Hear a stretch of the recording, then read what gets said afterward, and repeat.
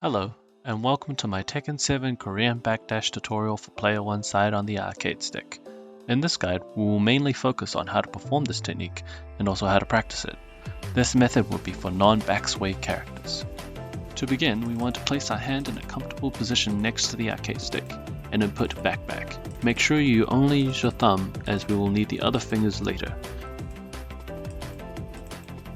Next, we will add the down back input to crouch. For this, we want to use our fingers to squeeze the arcade stick in a diagonal direction. It is good to practice the input slowly at first, and doing so will isolate the movements so there's less room for error.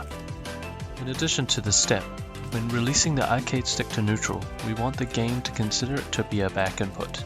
To do this, you have to release the arcade stick from the back position. Notice how I rotate the stick upwards from down back as I am releasing it. Very similar to a circular motion. You can also consider it to be a quarter circle back input if this makes it easier. By releasing the stick as a back input instead of neutral means you don't have to constantly be pressing back to do the hop backwards, essentially skipping a whole button press, making the movement faster.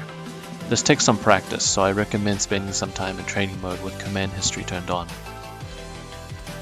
To complete the full backdash, simply hit back again. I find it easier sometimes to flick the arcade stick while releasing it with my fingers and then quickly following up with a back input from my thumb. There is a rhythm to the Korean backdash, so experiment a little and see what works for you. With non-backsway characters, it's okay to have the odd down input. In the beginning, it is best to practice this slowly till it becomes muscle memory, focusing on constantly getting the back input when releasing the arcade stick. Speed comes naturally. If you rush into it, your backdash will have gaps in between where you might be vulnerable to mids. With that in mind, try your best, once you've got the movement down, to reduce the amount of time spent in crouch. Experiment with the rhythm. Sometimes holding back for longer might cover more distance. Different characters have different backdashes. This concludes my Korean backdash tutorial.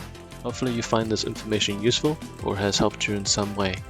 Leave a comment if you're still having trouble or if you think I've missed anything. Thank you for watching.